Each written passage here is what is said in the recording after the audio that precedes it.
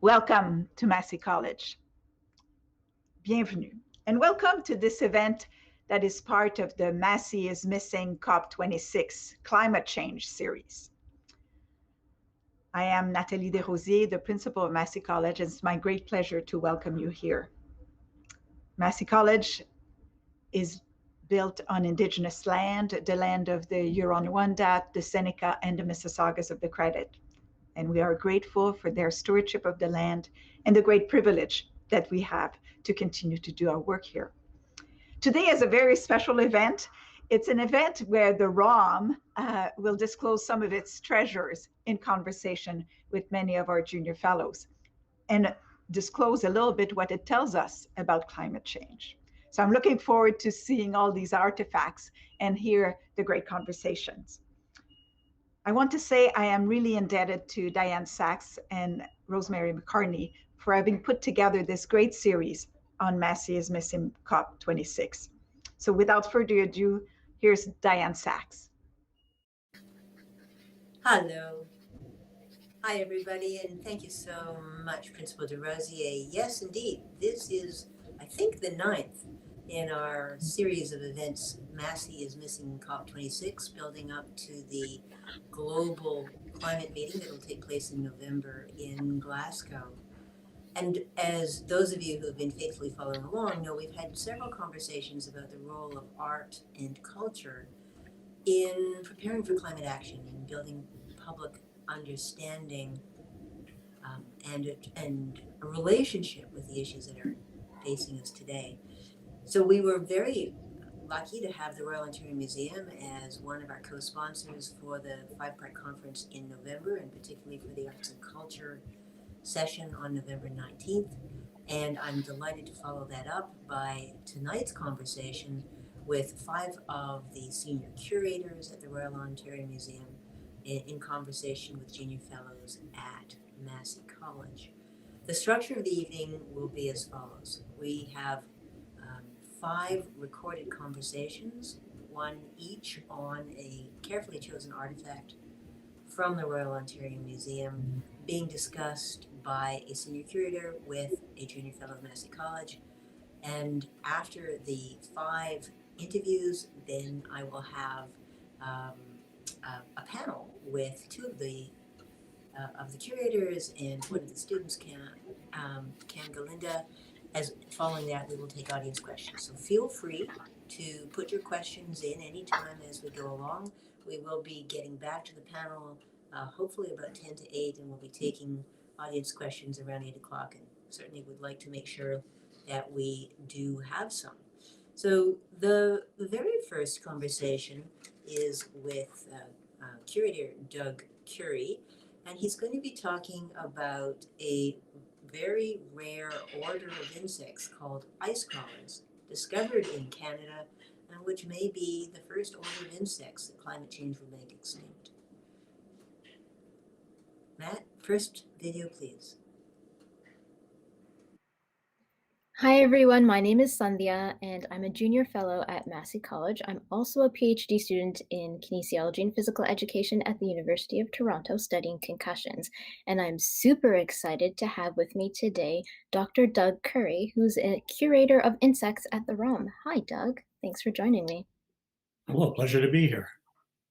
So I have a question, which is, could you tell us a bit more about the first specimen of this insect that we see here that was discovered, and how did scientists know that it was a new species? Okay, what we're seeing here is a very strange insect. It was first discovered in 1913 by the very first curator of insects here at ROM. His name was Edmund Merton Walker. And he was actually on an expedition to go out and collect specimens for the ROM, which was to open the very next year. So he was on his way to Vancouver Island, and the train happened to stop at Banff, and he and his colleague, a fellow called Curators, headed up Sulphur Mountain and around the elevation to 6,500 feet. Kicking over some stones, he came across this creature that they had never seen before. It was very curious. It had what looked like the head of a cockroach, but the tail end of a grasshopper, and they knew instantly that this had been an insect that had never been seen previously. and in fact constituted a whole new order of insect.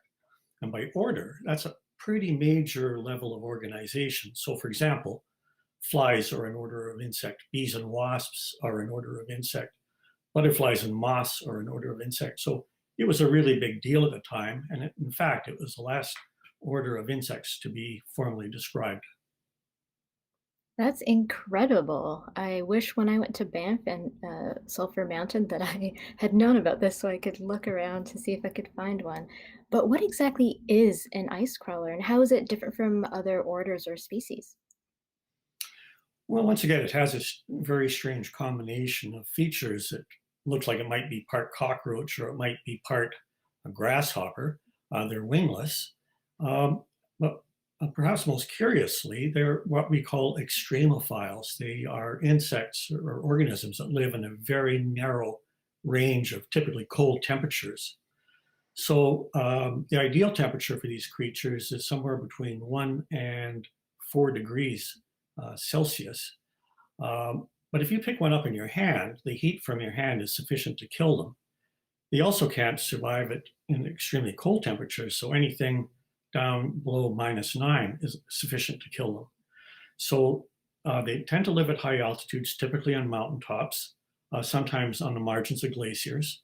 And they really have to stay in that narrow range, otherwise they're susceptible to dying. That's amazing. And I think they've been around for a really long time. So I'm wondering how they've been around for that long. And are there any fossils of them from previous times? Actually, the fossil record is pretty good, and they do have fossils that extend back to the Permian era. That's a quarter billion years ago, about 250 million years ago. And it was actually once quite a grand order with many species. Currently, they're down to about 34 or so, sort of clinging to high mountain areas in Western North America and Eastern Asia. And why are they significant in terms of climate change? Well, what makes them significant in terms of climate change is the fact that they have such restricted ranges. There are certain species that are only known from a certain cave area or on a single mountaintop. And the problem with that is that these aren't really large amounts of real estate. And as the climate continues to warm, their habitat starts shrinking. And once they're pushed up to the very apex of a mountain, there's literally nowhere to go. And of course, lacking wings, they can't just head off and walk across a mountain valley up to the next high mountain. So they're really the only order of insect that really is now collectively endangered with extinction. Wow. And how important was the discovery of the ice crawler for the world of entomology? Actually made a big splash at the time. It was sufficiently exciting that the Entomological Society of Canada adopted it as its logo, which it is today. And it's still one of those lifeless things. Birders like to have their life list of birds. This is probably one of the more difficult orders of insects to collect. Most of the familiar ones that we see every day in our gardens are easy enough, but these ones you pretty much have to get your hiking boots on and head up to the high country. And they're also nocturnal, so you have to go out at night if you want to have a good chance of finding them. Otherwise, you have to kick over stones if you get lucky. But this is one of the few orders of insects I've not actually had the pleasure of collecting myself so far. I'll keep that in mind next time I head over to Banff or to the West Coast. But what role does the ice crawler play in its ecosystem? Well, as you get up to these sort of high altitude areas, margins of glaciers, or even in ice fields and snow fields, there actually aren't that many creatures that live up there. There are communities of cold dwelling organisms. What ice crawlers do is they typically live in caves or under litter and come out at night and wander around to feed on carrion, things that have fallen onto the ice sheets or snow fields and have died. So I guess they're sort of scavengers, fill a similar role to what cockroaches might do at lower elevations. So they're an important part of the ecosystem. They're part of the community that lives in high mountain areas. And you've talked about how it has sort of a head of a cockroach and the back end of a grasshopper, but is there anything else that's special about its morphology? Um, I think that's probably, without getting into the grisly details, but most people would, I think it's a fairly standard insect otherwise. The fact that it lacks wings is unusual. Most insects have wings. And so that shows that they're very much committed to the life up in these high mountain areas. Um, and once you make that sort of commitment and have lost your wings, you actually compromise your ability to adapt and in times of need, which it is now. So it's not like they're going to have the ability to re-evolve wings to get them out of their predicament. Speaking of its time of need now, what is its significance to humans, and what can humans potentially do to help keep it from extinction? I think right now they're, at least from the insect world, model organisms, sort of the canary in the mine shaft for climate change. Um, there's already some thought that some populations, or maybe even some species in California, have gone extinct. And I think that this is something that we're going to want to track very carefully, because I think this is a barometer of where things are headed. So if you want to have an early warning sign, at least from insects, this would be the go-to group to look at.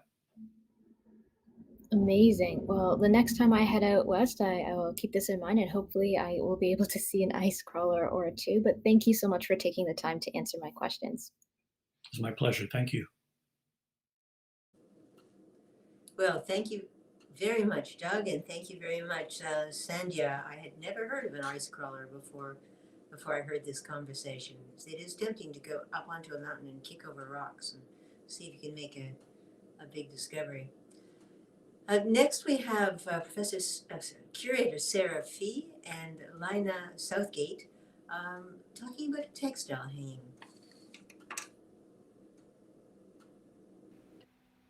Hi, my name's Lina Southgate, and I'm a PhD student here at U of T studying Shakespeare adaptation, and I'm also a junior fellow at Massey College. I'm here today with Sarah Fee, who is a curator at the ROM and also a senior fellow at Massey College. So Sarah, what are we looking at here? We are looking at a master Ajrak block printed cotton that was made by the artist Abdul Jabbar Khatri of Nazca, Kutch, Gujarat. And what makes Ajrak special is that it is printed using natural dyes, indigo ferra and madder root, and the substances in the design are created by printing with carved wooden blocks, such as this. And this tradition dates back thousands of years in India. Artisans discovered how to make these ingenious chemical reactions using plant roots and leaves and iron salts and even sugar to make the colors. And I'll just say a little bit more about Ajrak, that it's particular to this area of Kutch, Gujarat. And if you look at the piece, you can see what's making it distinctive are these blue and red large areas, but then there are intricate white and black details and outlines on it. The Kutris are Muslim, and so they prefer geometric shapes. And the cloth is also unique in being that it's double-sided. They make the designs on both sides of the fabric. I'll just say one more thing, and that this is a signed piece by Mr. Khatri, and he's a 6th generation cotton printer. And what he's innovative and known for is this Islamic design that he first discovered on Hajj to Mecca in the 90s. And he's innovative and inventive in that he has developed special tools, this giant compass, to get these circular shapes. He has named this particular piece honeycomb. I think you can see why. And what makes it very virtuistic too is that he had 48 tiny blocks carved in order to do this intricate work that you could see. So wow, there's the overview and the particulars. So interesting. So would a piece like this, because based on the picture, this doesn't look small. How many people would have been working on a piece like this? Would have been one person? Would there be a team, or what would that process be like? That's a great question. You know, we know in the 18th century, there could be up to 12 artisans working on it. If we go all the way back to the women who spun the cotton, and then the weaver would have been separate. And then you typically have master dyers who would do the dye work. You had master drawers or printers who would actually apply the substances before it went to the dyer. In this particular case, these masterworks that Jabbar Khatri makes, he does all the design himself and all the printing himself, because as you could see in that close-up how intricate that work is, you know, with the lines crossing over and under. And he carved his own blocks for this as well. For other printed cottons that you might know, usually you would have different people doing that, but he really likes to control the process here. He does turn it over to his sons, though, for the actual dyeing in the indigo dye vat. That's so interesting. I love this idea of kind of a communal effort to make these works of art. That's lovely. What would these have been used for? Would have been for decoration, for more practical uses? Yeah, that's my You know, over the decades, it's really changed. The Khatris historically printed waist cloths and turbans for the herding communities around them. Then they started to lose that clientele, so they had to innovate. So if we're talking about this combination of tradition and innovation, they had to adapt their designs, their forms for other markets. And in the last 10 years, with this huge global demand now for sustainable craft, for natural dyes, they have found global markets again, which had dried up for a long time in the 20th century. So now they're doing a lot of things for export. So a piece such as this is really made as a fine artwork, but they also make things now, you know, table runners, bed covers, saris, scarves, and fabrics for cutting and sewing into fashionable silhouettes. So interesting. Well, I'm happy to kind of think about this idea of kind of a global export, because I'm really interested in how this relates to climate change and the textile industry globally. And whatever you have to say about that, I would love to hear it. Yeah, I don't know if people have noticed, but it's really been in the news in the last year on social media about the global cotton industry and the environmental havoc that it's wreaking everywhere. With the closing of factories during lockdown, it really started to make the news about the environmental damage and the social costs of our cheap, fast fashion. So if we look at a piece like this, you know, handcrafted natural dyes, you know, we might think it's environmentally friendly and produced with traditional techniques. But in fact, even natural dyes require a lot of water. And probably everyone has seen in the news recently too that India is running short of water. So, you know, there's not just artistic innovation in this piece, there's also production innovation, because the Khatris themselves have been facing severe water shortages. Their family originally relied on a running river that was nearby to wash the cloth, because between each of these dye steps, you have to wash it in running water. Well, that river dried up in the 80s. So then they started digging wells, and first the wells were 20 feet deep, and now they're 400 feet deep 20 years later. And the iron content is so high that it's ruining the color. So they've had to innovate by creating these washing tanks that have running water to replicate the river's actions. And they've also had to create sand filters. And what they're doing now is they're collecting rainwater. So they're starting to move towards using rainwater to do all these washings, because it would take, you know, anywhere from 6 to 10 washings between color addings to make this cloth. So we see both the problems and some of the innovation that's happening today. Mm-hmm. Yeah, that is so interesting, especially when one thinks about the connection between kind of these more traditional or more historical pieces of art that have a long legacy, and trying to keep that life and that history alive using technology, I think is really cool and really interesting. And that is good if people are finding a way to deal with the water shortage, because that's what's going to be one of my questions. Is I know dye does take a lot of water, so well, what people do to combat that. Good to hear there's Yeah, innovation there for are that. different experiments and discussions going on in this part of India. In Gujarat, there are other nearby printing studios. I'm thinking of the Bodhi studio of Malam Pradeep Sinha, and they have switched over to using environmentally friendly synthetic dyes that take less water, which is an option, moving away from the natural dyes because of this issue.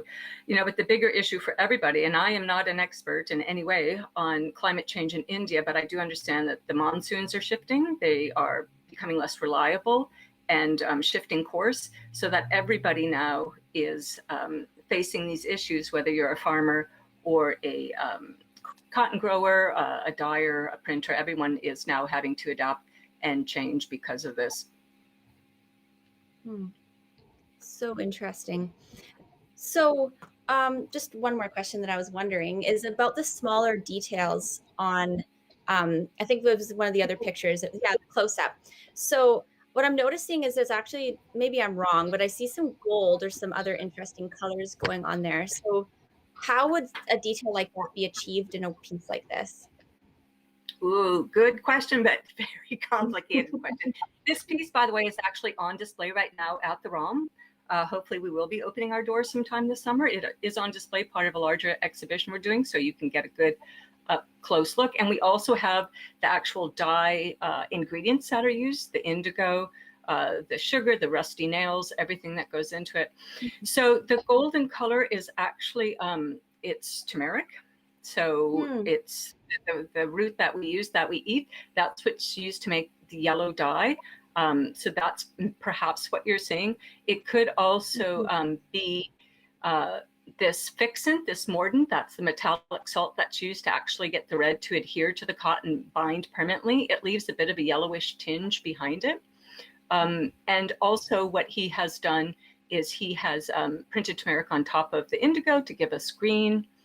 And what they use to actually get that white is you don't print white, you print wax onto it before you dunk it into your bath, so it resists the color. So these are the various complicated way, and that's why you can see the crisscrossing of the white lines and the tiny shapes in each one, just the thought and care that it took to achieve that. Yeah, this is such a beautiful piece. Well, thank you so much for taking the time to discuss this piece with me today. I certainly have come away with a greater understanding of it, and I really appreciate that. My pleasure. Thank you, Lina. Thank you. Well, thank you, Sarah, and thank you, Lina. Beautiful piece of cloth. And just as you told us that everyone in India is starting to have their lives affected by climate change, in fact, all of us are starting to have our lives affected by climate change. One of the exciting things about working with the Royal Ontario Museum on the new climate change curator and on this program has been the way that all the different parts of the Royal Ontario Museum have come together to recognize that climate change now affects everything that all of us do. As you probably know, the Royal Ontario Museum by statute is set up to have two sides, one side being natural history, the components of the natural world, and the other side being human art and culture and history. But climate change affects them all. So great to have both Doug from the natural history side and Sarah from the arts and culture side, and we're going to hear more of both of those. So next we have curator Justin Jennings and Jenna McKellips talking about a fascinating and beautiful Nazca vessel that was discovered that's hundreds and hundreds of years old. Hello, I'm Jenna McKellips, and I'm a junior fellow at Massey College, and I'm here today with Justin Jennings, who is a curator at the Royal Ontario Museum, whose expertise is in archaeology of the Americas. And today he is going to be talking to us about this Nazca vessel. So to start us off, Justin, would you be willing to tell us just a little bit about what we're looking at here, this type of vessel, and some of the images that are on it? Sure, Jenna. So this is a Nazca vessel, as you said, from around circa 600 AD, and it's a stirrup spout vessel. You'll see it as it moves around as we talk, and likely found in a burial, and it's just full of just rich iconography. So it's a very stirring piece. It actually shows what's known as the harvester being, sort of a god that was associated with agriculture. Oftentimes, the god's carrying stalks of maize and other plants, and you see this brilliant sort of double mouth opening, right? From the god's mouth comes a monster, and from that monster flows out liquid, and from that liquid flows out basically river shrimp. And so it's sort of fertility upon fertility, and it's a wonderful piece that we have at the museum. And in this image with the two heads, is this a common depiction of this god, or is this something a little unusual? No, it's pretty unusual. When you look at the back of the vessel, you'll see the more common depiction, which is sort of building off a long history in the Andes of what's known as a staff god. So you have, let me get I can't go that far in this picture, but the staff god, where you have, as it sounds, two staffs in his hand. Now, instead of a staff, he's got these weird images of different fruit and like beans and things like that this god is carrying. Probably male, could be female. There's not a clear gender on this individual. And so that's typically what it's seen like this, and sort of saying, hey, I have the power, to make things grow. When you look at the front side of it, it's once again, it's a depiction of that same being, but it's a little bit different, right? So what you have there is you have that being there, but now from its mouth is spewing out water. And the head of that is a monster, and then on top, like I said, is more water flowing out. And some scholars talk about that it may be referencing these what are called puquios, these underwater canals that the Nazca built. Around 400 AD or so, they began building these as the area got a little bit drier, because what happens is the Nazca River comes down, it's in the south coast of Peru, and it goes underground and then pops up again right before it gets to the Pacific Ocean. So in order to harness that water to get to their fields, they needed to go deep down, sometimes something like as much as 10 meters deep, in order to take that water and have these long canals to do all their fields. So this is likely indicating that relationship between those puquios, those canals, water, and life, through the crops that are being grown there. That is so interesting. I love hearing about the canal system. And I know that on the ROM website, it talks a little bit about drought and this piece being in the context of drought. Would you like to discuss that at all? I know you were eager to talk a bit about kind of climate ecologies around this piece. Yeah, sure. So Nazca is one of the famous cultures of the ancient Andes. It emerges 200 AD, runs to around 800 AD. Like I said, this vessel is around 600. But what you're seeing from around 400 on, you're starting to see increasing aridity. So these guys are living in a desert suddenly, but it's a forested desert. So it's not like the Sahara, but it's a very dry area. But then over time, what's happening is that the water table is going down. These trees are dying off. All these puquios, which sound great, great engineering, but they all depend on where the water table is, and you can't easily rebuild them. They start drying up. And so this pot is really at a moment of crisis in the Nazca culture in the south coast of Peru, because everything isn't working like it used to. And you're seeing increasing violence. You're seeing there was a great ceremonial center called Cahokia, excuse me. Oh my gosh, what's the name of the center? Anyways, look it up. Yeah, so the major center there. What is that center? Cahokia is in North America, but I apologize. There's the major ceremonial center gets abandoned around the same time as this. And so what you're seeing here really, I think, is a big plea to maintain the status quo, a big plea by these elite folks that were oftentimes the ones sponsoring and making some of this pottery, saying, hey, look, we're important. Remember the harvester being, remember the pucos, remember what we're doing for you. Let's keep this together.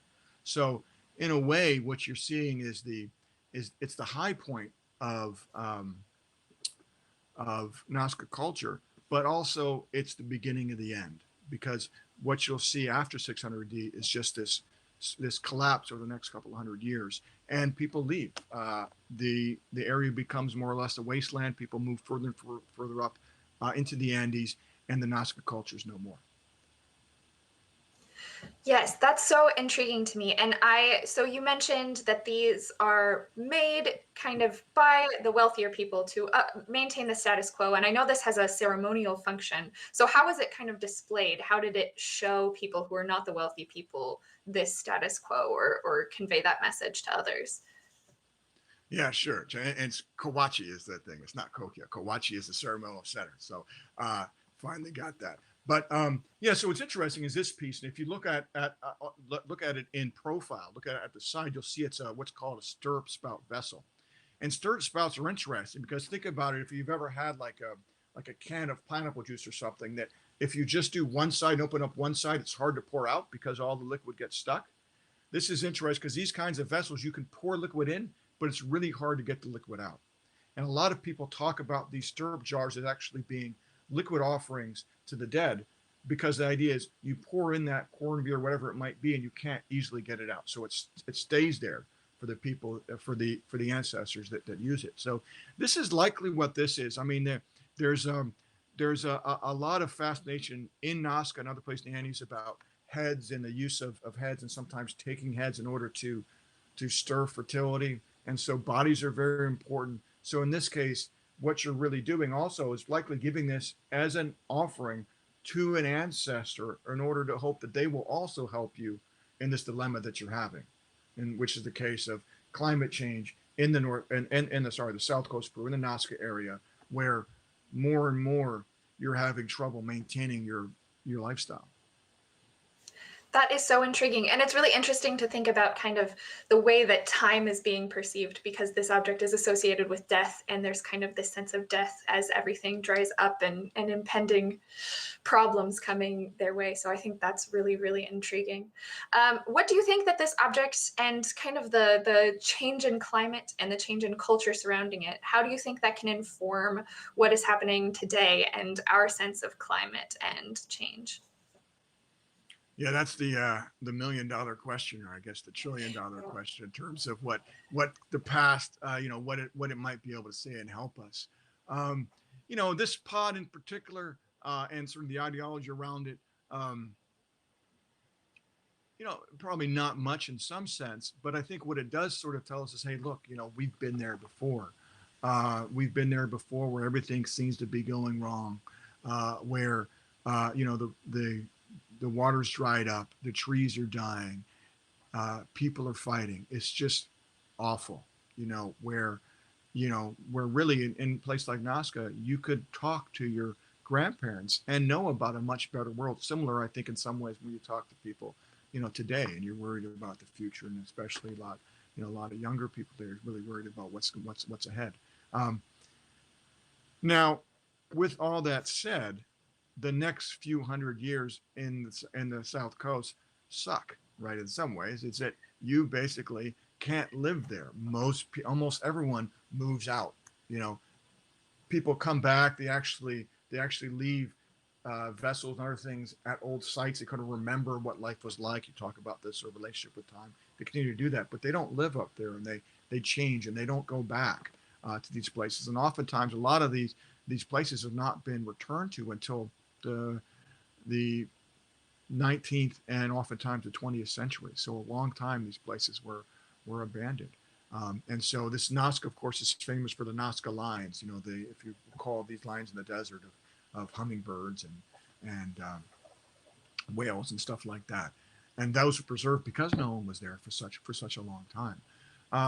So in a way, it's pessimistic, but it's optimistic. Archaeologists think in terms of thousands of years that, yeah, there may be a rough time, but we get through it and come up with something better. So in a way, this is actually then, something that reminds us both of the challenges that I think we face today, the sense that there's going to be, I think, significant and hard change that is going to happen, but that we'll get through this. So maybe that's the message of vessels like these.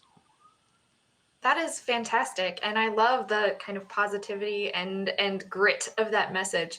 And I'm also intrigued, you mentioned how the Nazca lines kind of survived because there were not many people around. Is that also why this vessel survived in such good condition? It seems to be doing pretty well for having been through the ringer and been left alone for a really long time. So is there anything you can speak to for why this vessel survived in such good condition?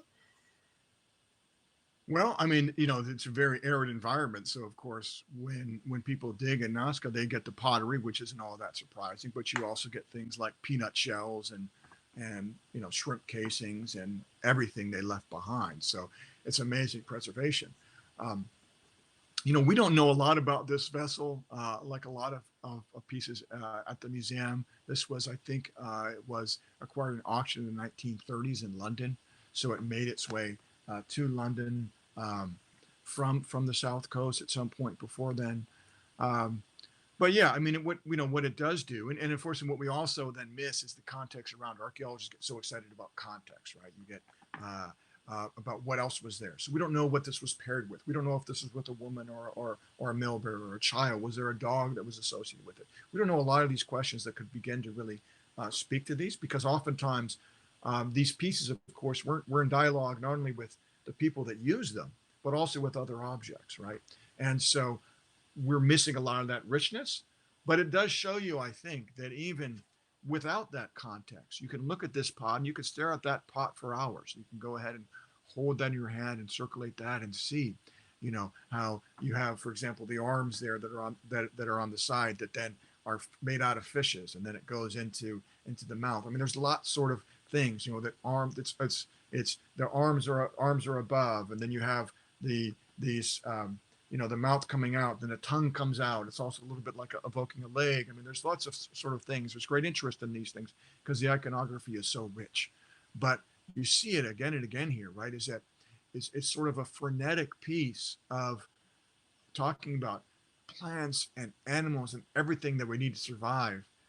And there's a sense here of it being so redundant, so over the top, that that they're worried, right? And this is really a piece, like I said earlier. This is important. This is a sense of, hey, look, this is what we're doing. Let's do more of it, right? And that's, I guess, another idea about climate change. Sometimes is that oftentimes you think, okay, well, if a solution worked at a small scale or worked back then, let's keep on doing it.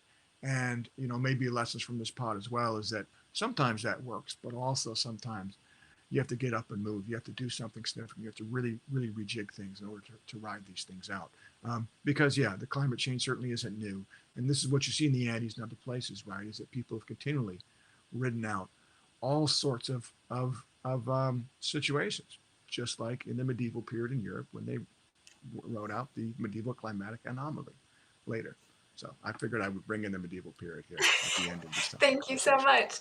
Yes, yeah, it is so interesting to think about both of those civilizations definitely grappling with that and finding the need to make drastic changes in a variety of ways to maintain life and to uphold that status quo or drastically shift away from it.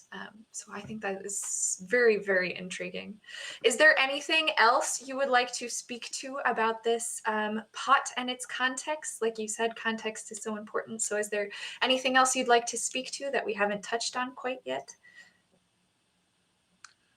I mean, I guess I could close just by saying, once again, this is almost certainly coming from a burial. This is almost certainly then being left by people that were deeply concerned about, their loved ones passing, but also deeply concerned about their society and what was happening in it, right? And so they chose that pot. They chose a message in that pot, in order, in order to perhaps, ask for help, from other people. So, so once again, I think this is something that hopefully comes out of this session and some of the work that people are doing in general is that, that climate change is something that takes a village, as they say, and it also takes, I think, learning from the past and learning from the ways in which people have dealt with issues, both in terms of, engineering, but also in terms of socially, how they dealt with these sort of issues. So that I think that's the value, of course, of history and the value of deep history is look at the ways in which we can manage some of these stresses and with a little bit more grace. Because there's of course lots of examples where we dealt with stress in in a very horrific way. So, but there's also lots of examples that you can deal with. And so I think maybe this is a piece that really then evokes that for people. Say, hey, look, yeah, let's take a real broad, long-term perspective. Let's see if we can solve this together. Thank you so much. And I really appreciate you talking to us about this object and all of your wonderful messages about kind of the way that we have historically dealt with climate change and the way that there's kind of a message of hope in objects like this, as well as warnings and anxieties all wrapped up in the object and its iconography. So thank you so much for sharing with us.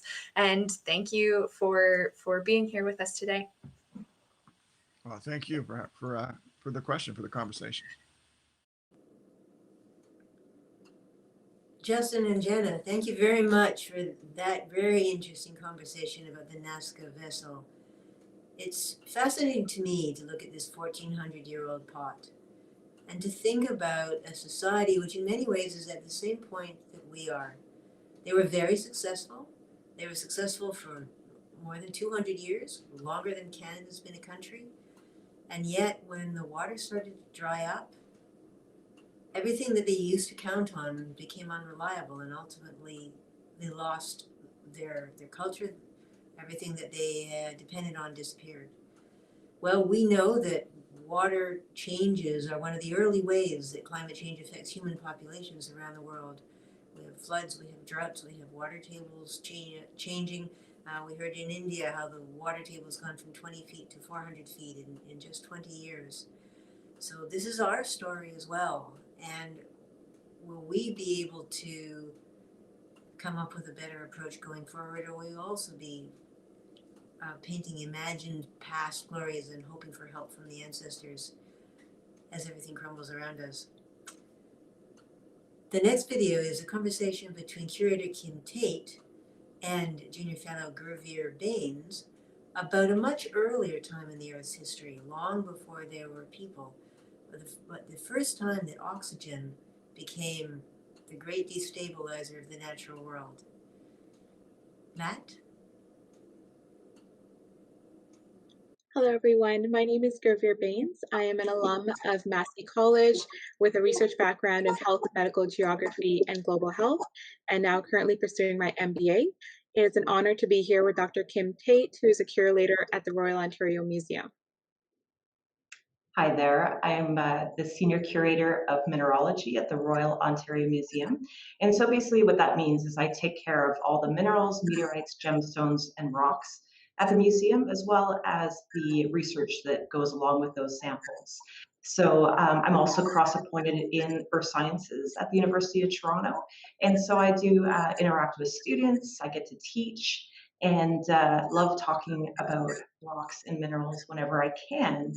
So today we have a specimen. It's called a banded iron formation.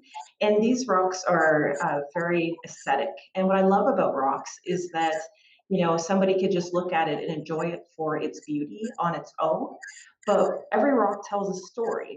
So, you know, when you go to school for geology, what we're really doing is sort of learning how to interpret those stories in the rock record. And so this is a great example of you know, something that is telling us something about the past and something about the rock record that we don't get to see anymore from the rocks that form today. Very nice. Thank you so much, Kim. I just had a quick question in terms of if you could tell us a little bit about this artifact and how it relates to climate change and what we're experiencing currently. Sure. So if you look at the rock, you can see these alternating bands of the dark black and the red colors. And so what that's thought to be is, you know, they're called varves. They're these layers that would have been deposited in the bottom of the ocean. And so what these are, like this is a rock is about 2.4 billion years old. So first off, that's, you know, really cool that we can see rocks from that period of time. But from that, what we can tell is that there was something happening at this time that was a little different than what we see today. So what was actually happening was that some of the first bacteria was forming in the ocean, and that the waste from the cyan bacteria was actually oxygen. So when oxygen was mixing with the iron in the water, it was formulating a mineral, and then it was depositing on the bottom of the ocean. And so each year we would get another layer and another layer, and all of this iron that was deposited at that time actually produced about 60% of the global iron that we use today for all of our products. So this was quite a significant deposition period of iron, and sort of is the kickstart of all of the of life, basically, in the rock record. That's incredible. And it's so incredible to see that within the different layers of the rock itself. I just had a question in terms of you mentioned that this was on within the ocean. Is there similar stratification in rock that we see on land and specifically within Canada? Yes, so we see, a lot of these deposition layers typically form, in the ocean, but we also see it with volcanoes and volcanic sediments. We see it with ash deposits, for example, when there's a global large volcanic event. We'll see a deposition of materials. So yeah, we do see this, all over the earth. But really, this was such a global event that was happening at this time when we were seeing, all this iron being deposited, and it was such a strange time. We wouldn't see these rocks today just because we've now kickstarted life. We're seeing all these, different life forms that have formed today. So this was really just this really interesting period, 2.5 billion years ago, that was happening. Incredible. And I just had another question. In terms of your role as a curator at the Royal Ontario Museum, what other similar artifacts have you experienced looking into, and can you share some of those examples as well? Sure, like I mentioned, every rock tells a story. So it's so great to be able to invite visitors to the museum and, kind of get a sense of what they're interested in. So we have, gold specimens that some people are very excited about. We have gems and jewels, that all formed in such spectacular ways. And we have other minerals and rocks, and literally every rock, can tell a different portion of Earth's history, be it billions of years ago, being it, even just hundreds of years ago for some, volcanic deposits that we see in Hawaii, for example, or on the bottom of the ocean floor. So it is such a dynamic place. And, certainly the rock record is sort of that way for Earth to sort of record its history. And I love telling those stories through the rock record. Very nice. Thank you so much, Kim, for joining us for this discussion on the artifact, as well as sharing your experiences at the Royal Ontario Museum. And I hope everyone has a chance to go to the museum at some point and see the different rocks and see the different stories that are being told through the rock record. It's been a pleasure to talk to you today. Thank you.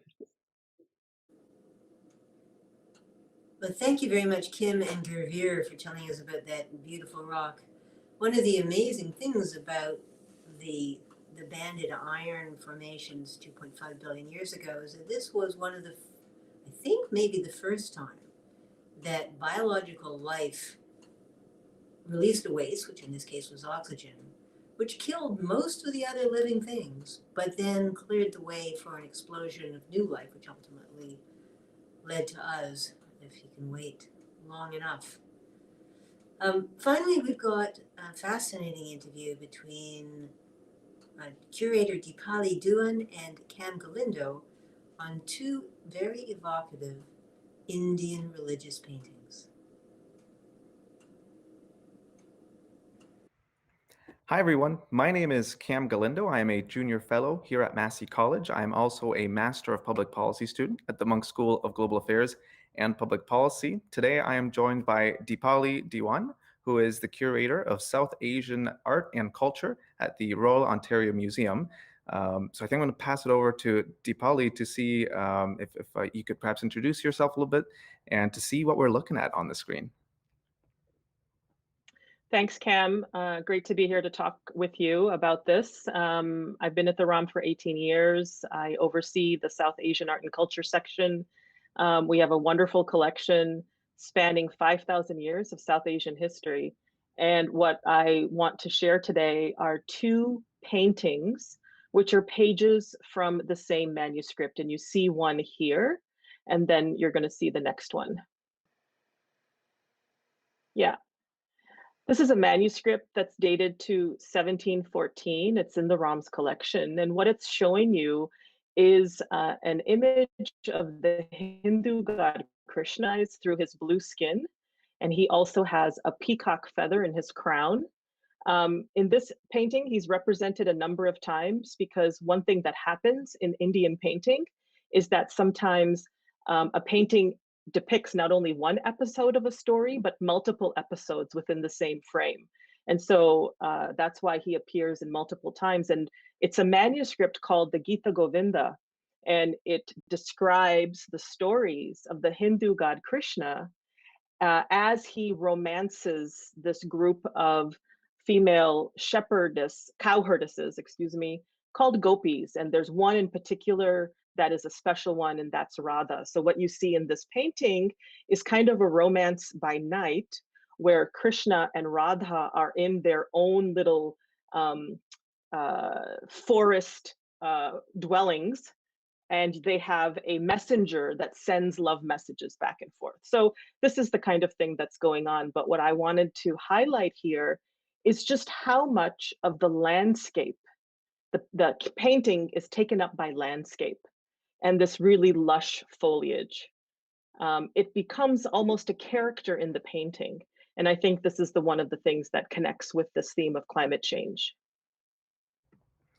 Yeah, that's really interesting. I'm not familiar with I think the paintings themselves. To me, that they're very beautiful, and I'm wondering, you talked a bit about the connection to climate change. I'd love to learn more about that and what inspired you to select these artifacts that we're seeing today. Well, I was mostly inspired by, there's a new book out by Dr. Sugata Ray called Climate Change and the Art of Devotion, Geoaesthetics in the Land of Krishna.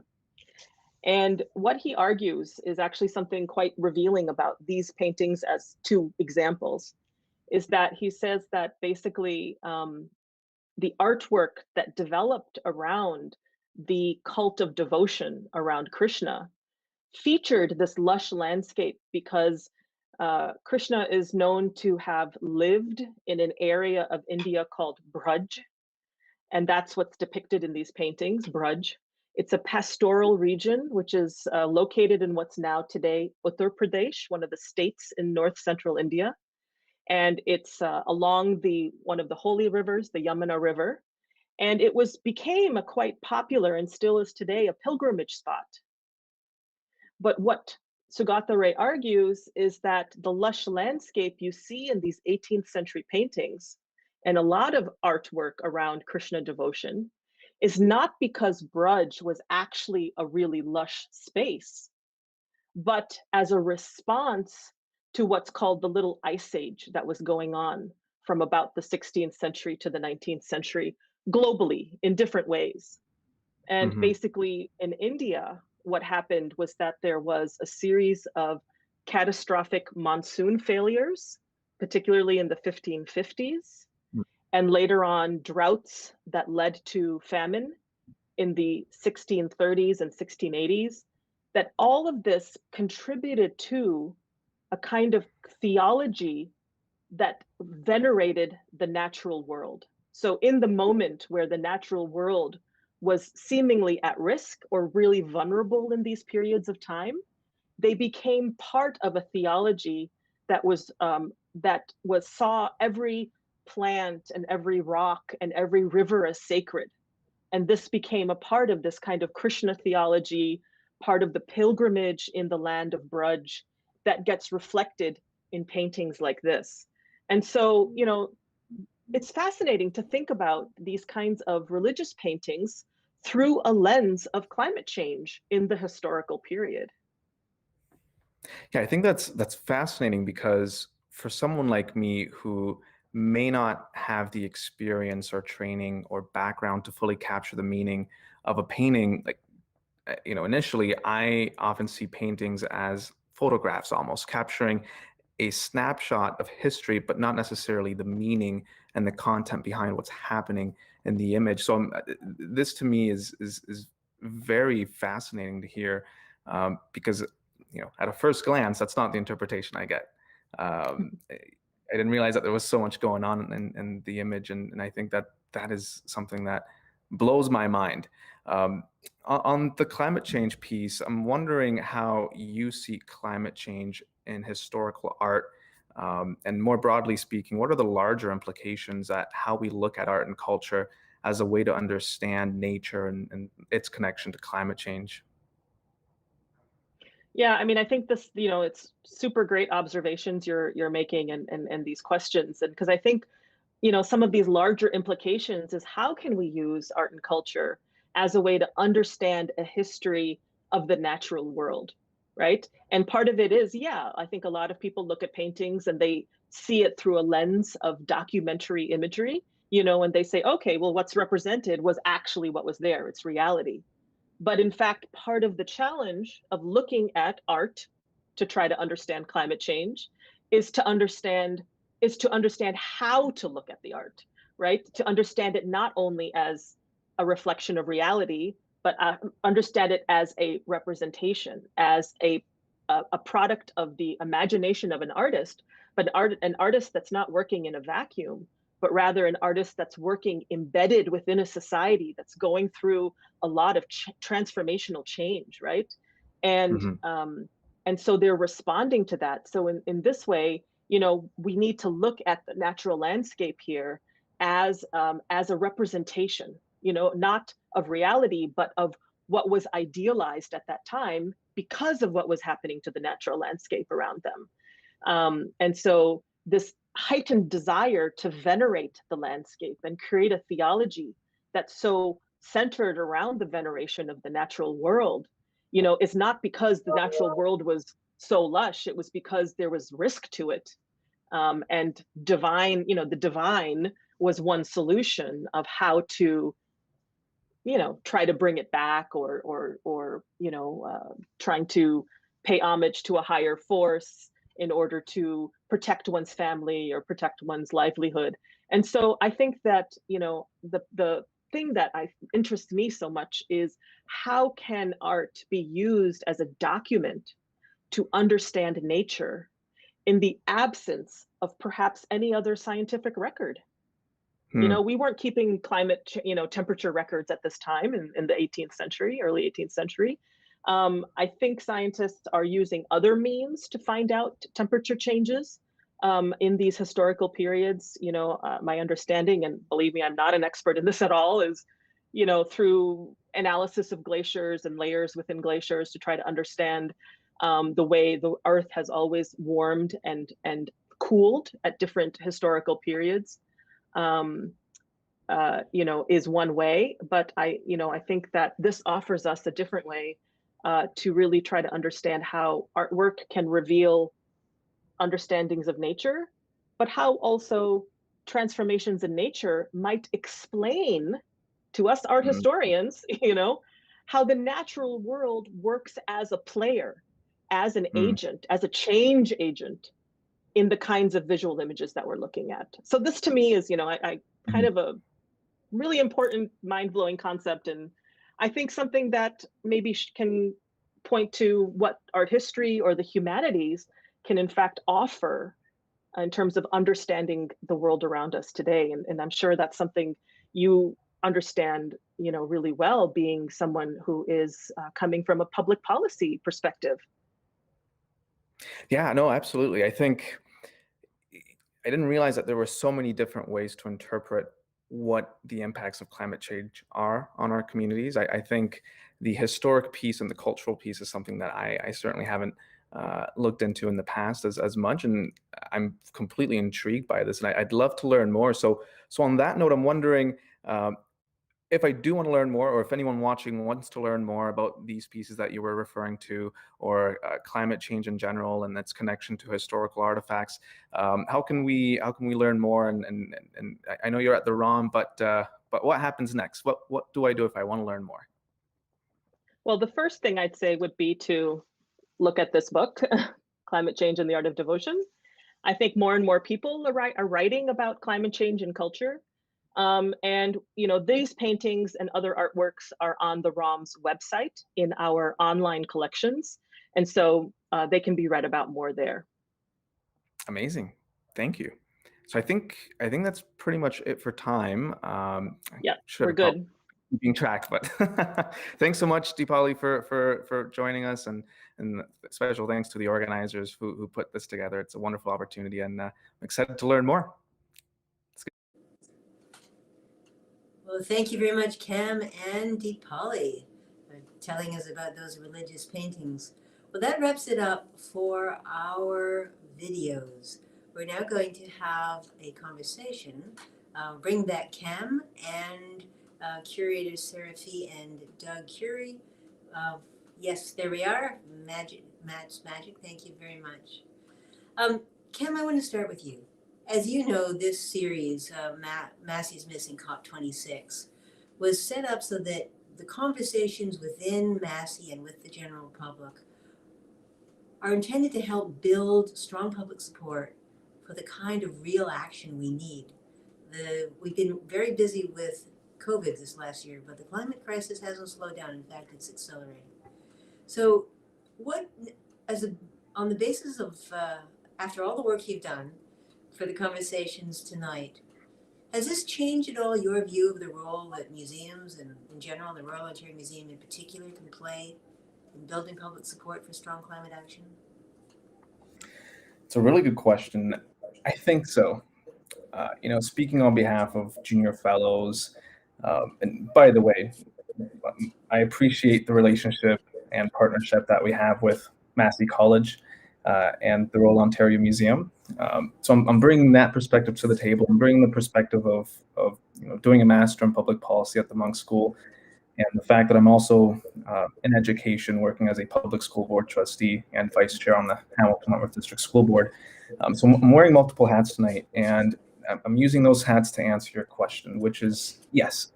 I think what I have witnessed tonight is the culmination of so many different perspectives in many different fields in academia that can help us understand the impact of climate change, not just from a cultural lens, perhaps societal, but I think also from a policy perspective as well.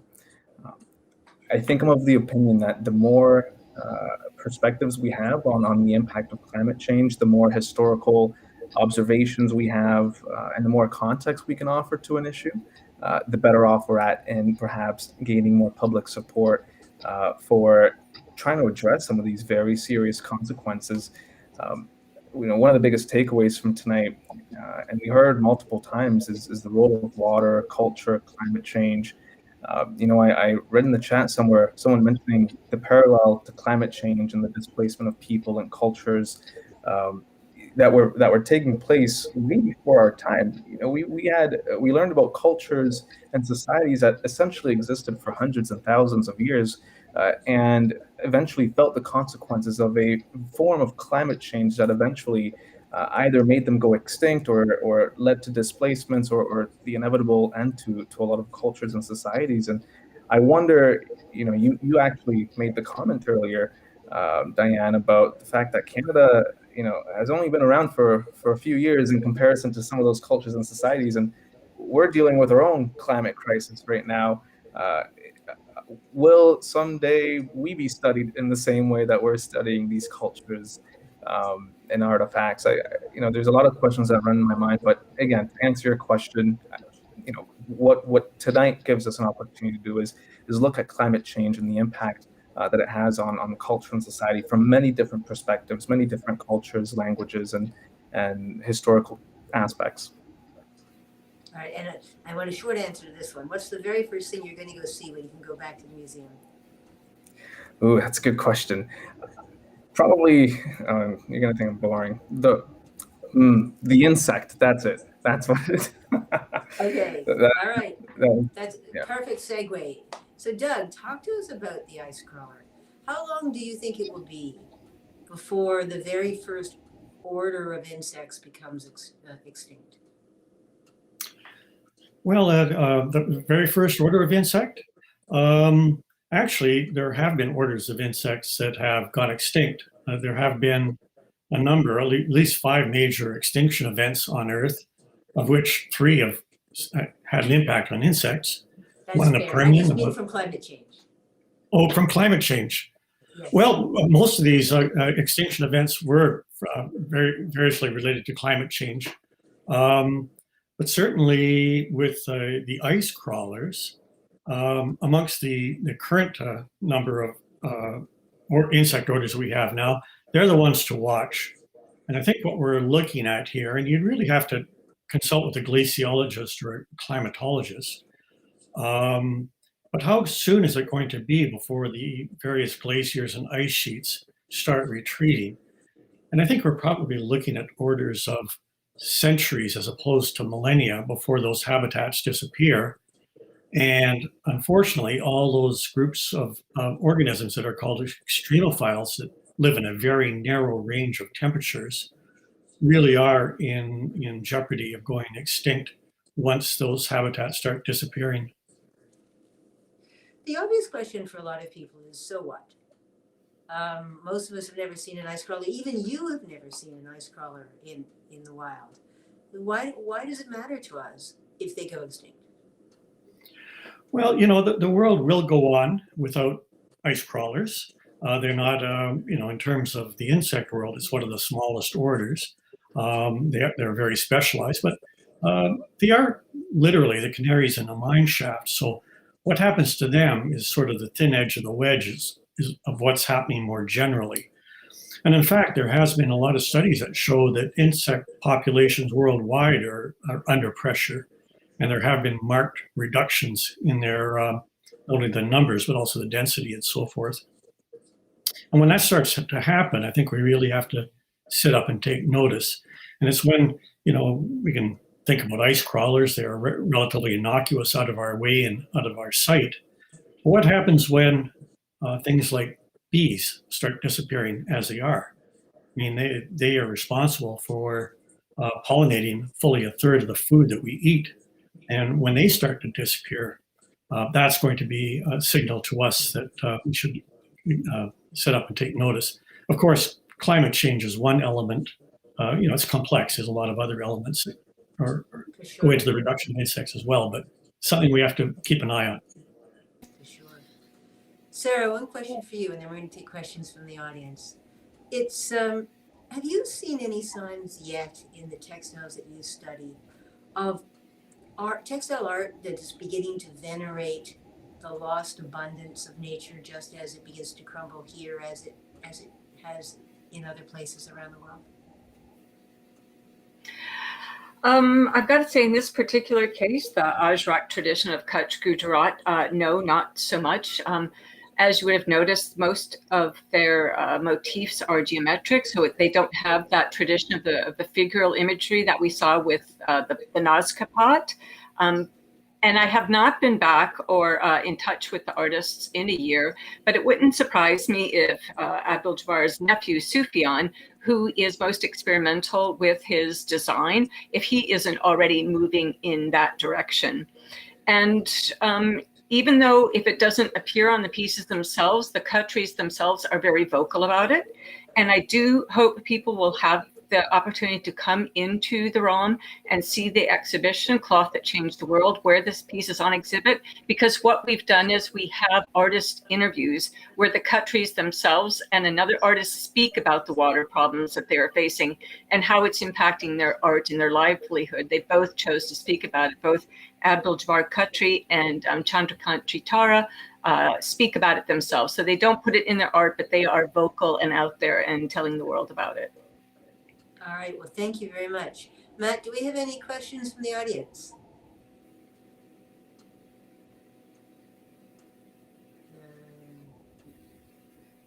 nothing showing up yet. So I guess we can keep going.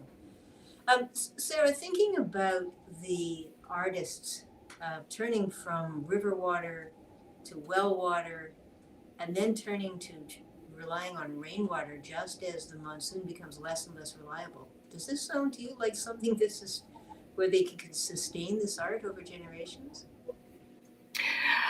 Yes, and actually, I learned a lot from Kim and Dupali tonight. Things I did not realize. I mentioned several times that they use the artists, Ajrak artists, use iron to get their black color. What Dupali brought up too was this mini ice age and displacement and ecological problems in India, and artisans were affected by this, and you see this in the long history, that in the 1500s, 1600s, there were floods, there was famine, and the artisans moved. They were disrupted, they moved, they migrated. So that's how artists in India have always adapted. They've innovated, they have adapted to what the changing cultural and ecological conditions, and that's how they have survived for thousands of years. It's how they've kept these techniques, these art traditions going for thousands of years. It's adaptation, innovation. So I really have a lot of faith that the countries will be able to innovate as they're doing now with rainwater, and then doing these communal water treatment centers that they're setting up. They are a tight-knit family group of over 80 families, and I'm fully confident that they are going to figure out ways to reduce the amount of water that they need. I sure hope so. Doug, when people who aren't thinking about climate change come to the museum, how do they learn what you know about how both the natural world and the human world are being affected by climate change? How does the museum convey that? Well, this is something that the ROM is really committed to explore more deeply. I know in the Shad Gallery, we talk about environmental issues, but the ROM is currently undergoing an international search for a curator of climate change. This is the defining issue of our time. That's of great importance. And the ROM is deeply committed to telling these stories. And I think no better way than to get somebody who studies aspects of climate change so they can bring it in a real tangible way to our various audiences. Currently there's an international search on. I know that a group has been selected, and a process will undergo to get the best person who's not only has the research chops, but also is a great communicator to tell these important stories. And I'm certainly looking forward to that. And as you know, I've worked on that for the last couple of years. But right now, if people are able to, Lord knows, when people are able to go back into the museum, what does the museum do now to convey the urgency of climate change? Well, I think once again, through programming, special programs, I think it is something that we have to do a better job of communicating. I think we tend to be strictly objects-based with a lot of our exhibitions now, but increasingly, I think there is an increased role for us to make these issues front and center, and this is something we're striving to do. Cam, do you have any questions for our learned curators tonight? I do. I did want to offer my thoughts on that last question too. I'd like to, raise the importance of mentorship opportunities too when having these sorts of discussions. It's nice to have objects and artifacts that we can learn from and visualize, and programming that we can participate in too. But nothing underscores the importance of mentorship opportunities and those relationships that folks can build, not just between the museum and Massey College, but within the broader community, within education. I do have a question. Justin Jennings spoke to the fact that we're essentially seeing people intentionally leaving messages behind in these historic artifacts, perhaps as a cry for help because of climate change. Are we seeing something similar in other fields as well? We talked about textile earlier. I'm curious to learn if insects are leaving us messages that we can study as well. That would be a question for Doug. Yeah, well, certainly for the insects that have been tracked, the extremophiles, we know, for example, that there are some species that have already gone extinct. So they kind of, kind of vote with their feet. If they go extinct, they're telling us that something is going on. And I think that situation is only going to accelerate. And I think it's really important for us to monitor some of these remote areas. A lot of these insects only live on single mountaintops.